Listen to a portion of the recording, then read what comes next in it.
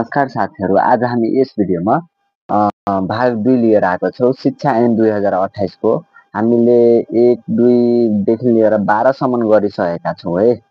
12 सम्मको प्रश्न हामी छलफल गरिसकेका छौँ। अब 13 नम्बरमा भनेको छ, जिल्ला शिक्षा समितिको सचिव को हुने व्यवस्था छ? र त भन्नु त, जिल्ला शिक्षा समितिको सचिव को हुने व्यवस्था छ? यसको विद्यालय निरीक्षक हो कि, जिल्ला शिक्षा अधिकारी हो कि, जिल्ला समन्वय समितिको सचिव हो कि, जिल्ला समन्वय समितिको सभापति? र त यसको राइट एन्सर भन्नु त कुन हुन्छ? 13 को है। यो भनेको जिल्ला शिक्षा अधिकारी हुन्छ है, जिल्ला शिक्षा अधिकारी हुन्छ। 14 नम्बरको प्रश्न रहेको छ, तलका मध्ये कुन चाहिँ जिल्ला शिक्षा समितिको काम कर्तव्य र अधिकारभित्र पर्दैन भनेको छ? हैन, तलका मध्ये कुन चाहिँ जिल्ला शिक्षा समितिको काम कर्तव्य र अधिकारभित्र पर्दैन भनेको छ? शिक्षा सम्बन्धी जिल्ला स्तरीय योजना तर्जुमा गर्नु हो कि, शिक्षक बढुवाको सिफारिस गर्नु हो कि, सामुदायिक विद्यालयहरूको लेखा परीक्षणको पारिश्रमिक निर्धारण गर्नु हो कि, विद्यालय व्यवस्थापन समितिलाई आवश्यक निर्देशन दिनु? र 14 नम्बरको राइट एन्सर भन्नु त।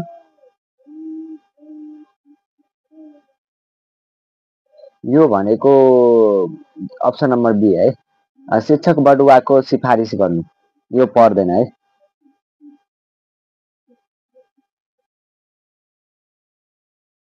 ल 15 नम्बरको प्रश्न रहेको छ, नेपालमा पूर्व प्राथमिक शिक्षाको व्यवस्था शिक्षा ऐन 2028 संशोधन सहितको कुन संशोधनबाट भएको हो? त भन्नु त, 5औं, 6औं, 7औं, 8औं? नेपालमा पूर्व प्राथमिक शिक्षाको व्यवस्था शिक्षा ऐन 2028 संशोधन सहितको कुन संशोधनबाट भएको हो भनेको छ? 5औं, 6औं, 7औं, 8औं? यो 6औंबाट है, 6औंबाट। Option number B is correct answer, 6औंबाट। र 16 नम्बरको प्रश्न रहेको छ, शिक्षा ऐन 2028 बमोजिम जिल्ला शिक्षा समितिमा कम्तीमा कतिजना महिला शिक्षकको प्रतिनिधित्व हुने व्यवस्था छ भनेको छ? 1, 2, 3, 4? जिल्ला शिक्षा समितिका कम्तीमा कतिजना महिला शिक्षकको प्रतिनिधित्व हुने व्यवस्था छ भनेको छ? 16 नम्बरको कम्तीमा 1 जना है, कम्तीमा पनि 1 जना हुनु पर्यो है, कम्तीमा पनि 1 जना। 17 नम्बरको प्रश्न रहेको छ, शिक्षा ऐन 2028 संशोधन सहित अनुसार जिल्ला शिक्षा समितिलाई कसले विघटन गर्न सक्छ भनेको छ? र त विघटन कसले गर्न सक्छ?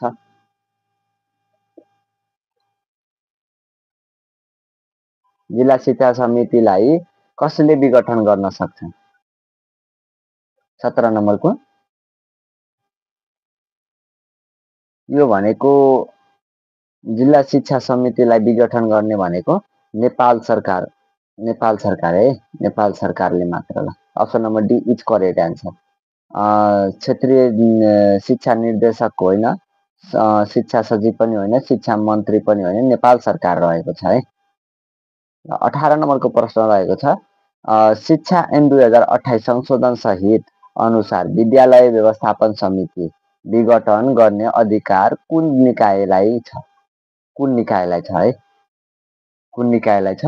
जिल्ला शिक्षा कार्यालय हो कि, क्षेत्रीय शिक्षा निर्देशनालय हो कि, शिक्षा विभाग हो कि, अनि जिल्ला शिक्षा समिति हो? 18 नम्बरको यो भनेको विद्यालय व्यवस्थापन समिति विघटन गर्ने जिल्ला शिक्षा समितिले है। यतातिर हेर्नु है, यसमा विद्यालय व्यवस्थापन समितिको विघटन कसले गर्छ? जिल्ला शिक्षा समितिले गर्छ भनेपछि विद्यालय व्यवस्थापन समितिको विघटन भनेपछि अनि जिल्ला शिक्षा समितिको विघटन चाहिँ कसले गर्दछ? नेपाल सरकारले है, नेपाल सरकारले। यति ख्याल गर्नु होला। ल 19 नम्बरको प्रश्न रहेको छ, अध्यापन अनुमति पत्र नलिई शिक्षक पदको उम्मेदवार हुन नपाउने व्यवस्था शिक्षा ऐन 2028 संशोधन सहितको कुन संशोधनले गरेको? पाँचौं, छैटौं, सातौं र आठौं? अध्यापन अनुपत्र नलिई शिक्षक पदको लागि उम्मेदवार हुन पाउने छैन भनेपछि कुनले हो भन्नु त? यो भनेको सातौं रहेको छ है, सातौं। यो सातौं रहेको छ, सातौं। Option number C is correct answer. 20 नम्बरको प्रश्न रह्यो, गाउँ वा नगर शिक्षा समितिमा कतिजना सदस्यहरू रहने व्यवस्था शिक्षा ऐन 2028 संशोधन सहितले गरेको छ? गाउँ वा नगर शिक्षा समितिमा कतिजना सदस्य रहने व्यवस्था? 7 जना, 9 जना, 11 जना र 13 जना।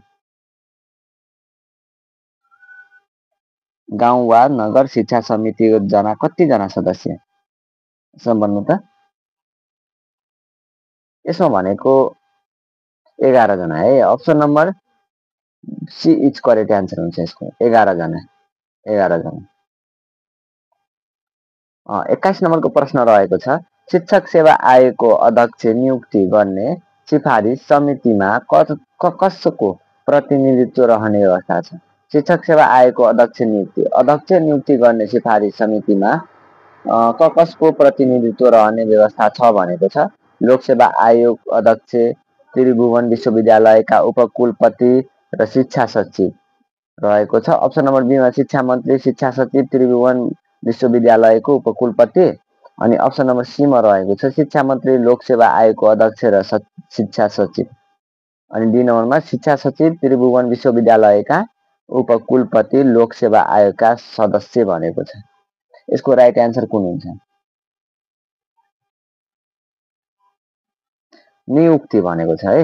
यो नियुक्ति सम्झिनु होला। नियुक्ति भनेको कतिको? यो लोकसेवा आयोगको अध्यक्ष हो, त्रिभुवन विश्वविद्यालयको उपकुलपति र शिक्षा सचिव हुन्छ है। यति। अप्सन नम्बर ए नै राइट एन्सर हुन्छ।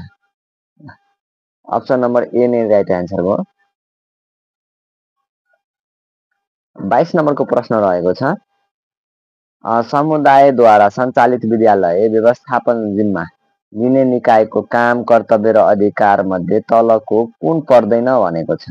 समुदायद्वारा सञ्चालित विद्यालय व्यवस्थापन जिम्मा लिने निकायको काम, कर्तव्य र अधिकार मध्ये तलको कुन पर्दैन? आवधिक शैक्षिक कार्यक्रम तयार गरी लागू गर्ने, विद्यालयको सुधार गर्ने आवश्यकता अनुसार विशेषज्ञ नियुक्ति गर्ने, अनि गाउँ शिक्षा योजना बनाई गाउँ परिषदद्वारा स्वीकृत गराएर कार्यान्वयन गर्ने भनेको छ। र अप्सन नम्बर डीमा रहेको छ, विद्यालयको भौतिक पूर्वाधार विकास तथा सञ्चालन गर्न व्यवस्थापन समितिलाई आर्थिक सहायता उपलब्ध गराउने भनेको छ। ल त 22 नम्बरको कुन हुन्छ? होइन, सामुदायिक सञ्चालित विद्यालय व्यवस्थापन जिम्मा लिने निकायको काम, कर्तव्य र अधिकारभित्र कुन पर्दैन? कुन पर्दैन? यो विद्यालयको सुधार गर्ने आवश्यकता अनुसार विशेषज्ञ नियुक्ति गर्ने, यो पर्दैन है। न त शैक्षिक कार्यक्रम तयार गरी लागू गर्ने, यो त पर्छ नै। गाउँ शिक्षा योजना बनाई गाउँ परिषद स्वीकृति गराएर कार्यान्वयन गर्ने भनेको छ। र विद्यालयको भौतिक पूर्वाधार विकास तथा सञ्चालन गर्न व्यवस्थापन समितिलाई आर्थिक सहायता उपलब्ध गराउने, यो पनि पर्छ। र अप्सन नम्बर बी पर्दैन है यसमा। 23 नम्बरको प्रश्न रहेको छ, शिक्षा ऐन 2028 अनुसार कस्तो विद्यालयलाई पूर्व प्राथमिक विद्यालय भनिन्छ? पूर्व प्राथमिक विद्यालय है। ल त पूर्व प्राथमिक विद्यालय, पूर्व प्राथमिक विद्यालय कस्तो? 3 वर्ष उमेर पुरा नगरेका बालबालिकालाई 1 वर्षको पूर्व प्राथमिक शिक्षा दिने विद्यालय भनेको छ अप्सन नम्बर एमा। अनि अप्सन नम्बर बीमा 3 वर्ष उमेर पुरा गरेका बालबालिकालाई 1 वर्षको पूर्व प्राथमिक शिक्षा दिने विद्यालय। र अप्सन नम्बर सीमा 4 वर्ष उमेर पुरा गरेका बालबालिकालाई 1 वर्षको प्रारम्भिक बाल शिक्षा दिने विद्यालय। र अप्सन नम्बर डीमा 4 वर्ष उमेर पुरा गरेका बालबालिकालाई 2 वर्षको पूर्व प्राथमिक शिक्षा दिने विद्यालय। यसमा तपाईहरु के बुझ्नुहुन्छ पूर्व प्राथमिक विद्यालय भन्नाले? ल त 23 नम्बरको रहेको छ,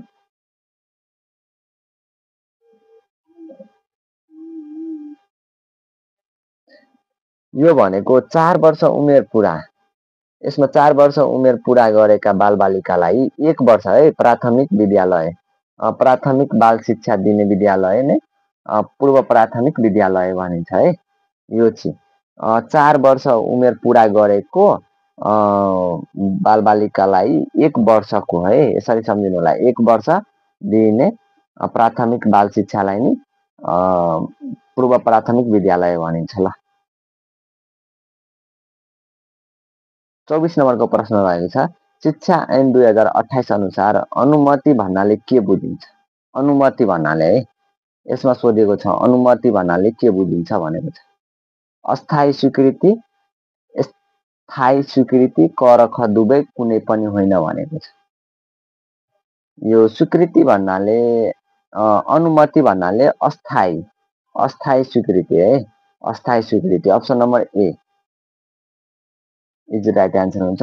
25 नम्बरको प्रश्न रहेको छ, तलका मध्ये कुन निकायले विद्यालय खोल्न अनुमति लिन नपर्ने व्यवस्था छ? तलका मध्ये कुन निकायले विद्यालय खोल्न अनुमति लिन नपर्ने व्यवस्था छ? जिल्ला शिक्षा अधिकारी, गाउँपालिका वा नगरपालिका, नेपाल सरकार, कूटनीतिक नियोग भनेको छ ल त। 25 नम्बरको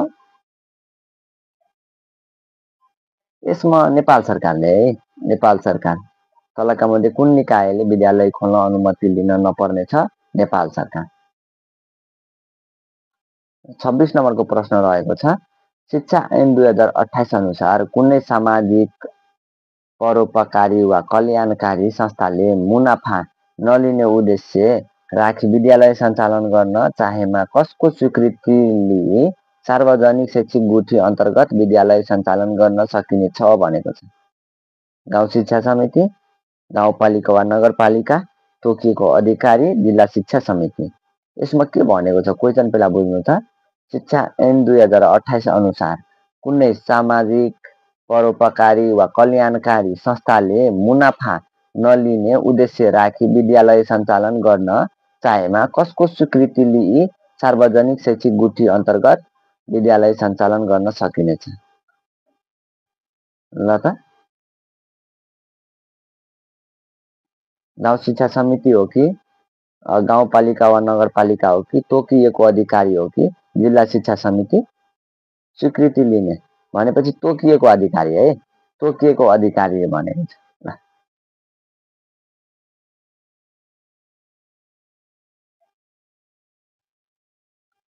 27 नम्बरको प्रश्न रहेको छ, सामुदायिक विद्यालयको भौतिक पूर्वाधार विकासमा सहयोग पुर्याउन तथा त्यस्ता विद्यालयमा शैक्षिक गुणस्तर अभिवृद्धि गर्नको लागि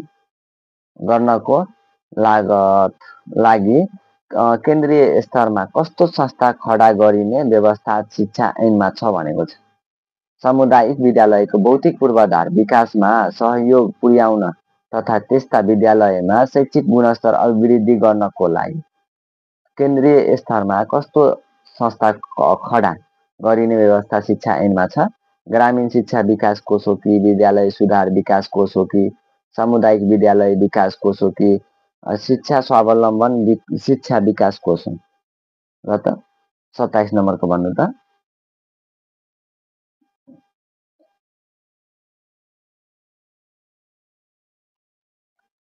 सामुदायिक विद्यालयको भौतिक पूर्वाधार विकासमा सहयोग पुर्याउने त्यस्ता विद्यालय शैक्षिक गुणस्तर अभिवृद्धि गर्न, अभिवृद्धि भनेको छ है का लागि केन्द्रीय लागिरहेको छ है। अनि केन्द्रीय स्तरमा कस्तो संस्था खडा गरिने अनि ग्रामीण शिक्षा विकास कोष है, ग्रामीण शिक्षा विकास कोष हैन, संस्था खडा गरिने व्यवस्था शिक्षा ऐनमा रहेको छ भनेको छ। 28 नम्बरको प्रश्न, दृष्टिविहीन, सुस्त, श्रवण अपाङ्ग वा सुस्त मनस्थिति भएका बालबालिकाहरूलाई दिइने शिक्षालाई भनिन्छ के भनिन्छ? अनौपचारिक शिक्षा, औपचारिक शिक्षा, विशेष शिक्षा र अपाङ्ग शिक्षा भनेको छ। पहिला क्वेसन बुझ्नु है, दृष्टिविहीन, सुस्त, श्रवण अपाङ्ग वा सुस्त मनस्थिति भएका बालबालिकालाई दिइने शिक्षालाई के भनिन्छ ल त? यो के भनिन्छ? यस्तो शिक्षालाई विशेष शिक्षा भनिन्छ है, विशेष शिक्षा, विशेष शिक्षा, विशेष शिक्षा। विशेष तरिकाले दिइने हैन। 29 नम्बरको प्रश्न, आफ्नै स्रोतबाट पूर्व प्राथमिक विद्यालय खोल्ने स्वीकृति कसले दिन्छ? आफ्नै स्रोतबाट पूर्व प्राथमिक विद्यालय खोल्ने स्वीकृति कसले दिन्छ? जिल्ला शिक्षा अधिकारी, सम्बन्धित गाउँपालिका वा नगरपालिका, विद्यालय निरीक्षक, क्षेत्रीय शिक्षा निर्देशक। त यसमा के हुन्छ? आफ्नै स्रोतबाट प्राथमिक विद्यालय खोल्ने स्वीकृति कसले दिन्छ? यसमा भनेको छ सम्बन्धित गाउँपालिका वा नगरपालिकाले दिन्छ है। सम्बन्धित गाउँपालिका वा नगरपालिकाले दिन्छ, यो याद गर्नु होला। यो पनि भिभिआई छ, आइएमपी है, आइएमपी छ र इम्पोर्टेन्ट लाग्नु। आफ्नै स्रोतबाट पूर्व प्राथमिक विद्यालय खोल्ने स्वीकृति कसले दिन्छ? सम्बन्धित गाउँपालिका वा नगरपालिकाले है। 30 नम्बरको रहेको छ, समुदायद्वारा सञ्चालित विद्यालयले स्वीकृति शिक्षक दरबन्दी अनुसारको तलब भत्ता, वार्षिक वृद्धि दर, थप सञ्चय कोष रकम र एक पटकका लागि प्रोत्साहन स्वरूप कति रकम पाउँछन् भनेको छ? 1 लाख, 2 लाख, 3 लाख, 5 लाख। समुदायद्वारा सञ्चालित विद्यालयले स्वीकृति शिक्षक दरबन्दी अनुसारको तलब भत्ता, वार्षिक वृद्धि दर, थप सञ्चय कोष र रकम एक पटकका लागि प्रोत्साहन स्वरूप कति रकम पाउँछ? 1 लाख, 2 लाख, 3 लाख र 5 लाख। यो 30 नम्बरको राइट एन्सर भन्नु त यसको कुन हुन्छ? यो भनेको 1 लाख है, 1 lakh, 1 lakh. Option number A is correct answer, 1 lakh है। ल 31 नम्बरको प्रश्न रहेको छ, माध्यमिक शिक्षा कति प्रकारको हुने व्यवस्था शिक्षा ऐन 2028 मा गरिएको छ? ल माध्यमिक शिक्षा कति प्रकारको हुने व्यवस्था शिक्षा ऐन 2028 मा गरिएको छ? माध्यमिक है, 1 प्रकारको, 2 प्रकारको, 3 प्रकारको, 4 प्रकारको। ल त यसको राइट एन्सर भन्नु त। यसको राइट एन्सर भनेको 3 प्रकारको है, 3 प्रकारको, 3 प्रकारको। कुन कुन हो मलाई कमेन्ट गर्नु होला, कुन कुन हो कमेन्ट गर्नु होला है। 3 प्रकारको शिक्षा कुन कुन होला? ल 32 नम्बरको प्रश्न रहेको छ, जिल्ला शिक्षा समितिको अध्यक्ष को हुन्छ? जिल्ला शिक्षा समितिको अध्यक्ष को हुन्छ? जिल्ला समन्वय समितिको सभापति वा सभापतिको काम गर्न तोकिएको व्यक्ति, जिल्ला शिक्षा अधिकारी, प्रमुख जिल्ला अधिकारीले तोकेको व्यक्ति, शिक्षा विभागले तोकेको व्यक्ति। यसको राइट एन्सर जिल्ला शिक्षा समितिको अध्यक्ष को हुन्छ? जिल्ला शिक्षा समितिको अध्यक्ष को हुन्छ? जिल्ला समन्वय समितिको सभापति वा है सभापतिको काम गर्न तोकिएको व्यक्ति है। Option number A is correct answer. जिल्ला समन्वय समितिको सभापति वा सभापतिको काम गर्न तोकिएको व्यक्ति है। Option number A is correct answer हुन्छ। 33 नम्बरको प्रश्न रहेको छ, जिल्ला शिक्षा समितिमा कति सदस्य रहने व्यवस्था छ? जिल्ला शिक्षा समितिमा कति सदस्य रहने व्यवस्था छ? जिल्ला शिक्षा समितिमा है। जिल्ला शिक्षा समितिमा कतिजना? 10 जना हो कि 13 जना हो कि 14 जना हो कि 15 जना हो? यो भनेको 13 जना हुन्छ है, 13 जना। 13 जना। जिल्ला शिक्षा समितिमा कतिजना सदस्य? 13 जना है। Option number B is correct answer हुन्छ। 34 नम्बरको प्रश्न रहेको छ, जिल्ला शिक्षा समितिमा कतिजना मनोनित सदस्य हुन्छ? मनोनित सदस्य है। जिल्ला शिक्षा समितिमा कतिजना मनोनित सदस्य हुन्छ? 8 जना, 6 जना, 10 जना, 4 जना भनेको छ। मनोनित सदस्य जिल्ला शिक्षा समितिमा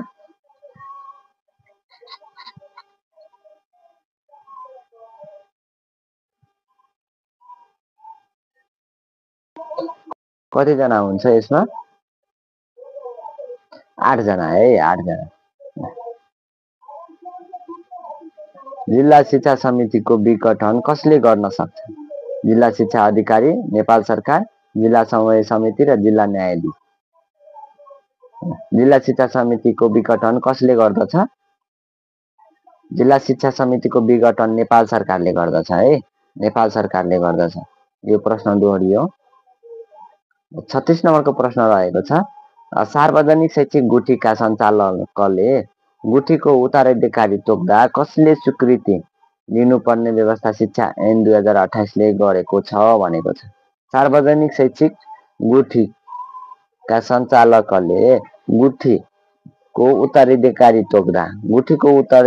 तोक्दा कसको स्वीकृति लिनुपर्ने व्यवस्था शिक्षा ऐनमा ले गरेको छ भनेको शिक्षा मन्त्रालय, शिक्षा विभाग, राष्ट्रिय शिक्षा परिषद र जिल्ला शिक्षा कार्यालय। यो भनेको जिल्ला मन्त्रालयले है, जिल्ला मन्त्रालय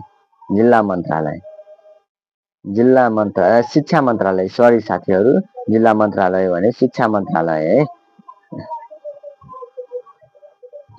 37 नम्बरको प्रश्न रहेको छ, आधारभूत तथा माध्यमिक तहमा अध्ययन गर्ने गरिबीको रेखा मुनि रहने दलित, जनजाति र महिला लगायत अन्य विद्यार्थीलाई सामुदायिक विद्यालयमा कति शुल्क लिएर शिक्षा दिने व्यवस्था शिक्षा ऐन 2028ले गरेको छ र त कति शुल्क हो? निशुल्क रहेको छ है, निशुल्क रहेको छ।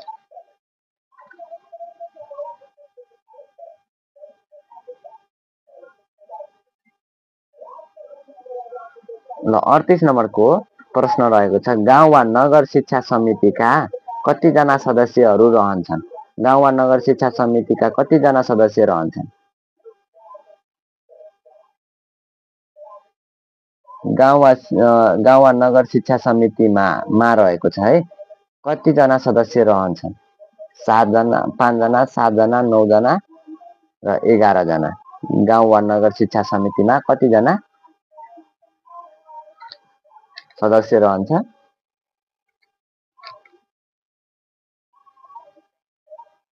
यो भनेको 11 जना रहेको छ है, 11 जना। Option number D is correct answer. र 39 नम्बरको प्रश्न रहेको छ, जिल्ला शिक्षा समितिका मनोनित सदस्यको पदावधि कति वर्षको हुन्छ? जिल्ला शिक्षा समितिका मनोनित सदस्यको पदावधि कति वर्षको हुन्छ? 1 वर्ष, 6 महिना, 2 वर्ष, 4 वर्ष। 1 वर्ष, 6 महिना, 2 वर्ष, 4 वर्ष। यसको राइट एन्सर भन्नु त? यसको राइट एन्सर भनेको 2 वर्ष है, 2 वर्ष। Option number C is correct answer, 2 वर्ष है। 40 नम्बरको प्रश्न रहेको छ, शिक्षा ऐन 8औं संशोधन अनुसार आधारभूत शिक्षा भन्नाले कति कक्षासम्मको शिक्षालाई बुझिन्छ? कक्षा 1 देखि कक्षा 5 सम्म, कक्षा 1 देखि कक्षा 8 सम्म, प्रारम्भिक बाल शिक्षा देखि कक्षा 8 सम्म र कक्षा 1 देखि कक्षा 10 सम्म। आधारभूत है, आधारभूत शिक्षा भन्नाले शिक्षा ऐन अनुसार आधारभूत शिक्षा भन्नाले प्रारम्भिक बाल शिक्षादेखि कक्षा 8 सम्म है, प्रारम्भिक बाल शिक्षादेखि कक्षा 8 सम्म रहेको छ। Option number C is correct answer रहेको छ। ल ओके साथीहरू, यो भिडियो तपाईहरुलाई कस्तो लाग्यो? हामी यसको पार्ट अझै प्रश्नहरू लिएर नै आउने छौं। कृपया भिडियोलाई लाइक गर्नु भएको छैन भने लाइक गरिदिनु होला, च्यानललाई अवश्य सब्स्क्राइब गरिदिनु होला, किनभने हामी यस्तै भिडियोहरू लिएर उपस्थित हुने नै छौं। हस् त, अहिलेको लागि बिदा चाहन्छु। सम्पूर्णमा धन्यवाद।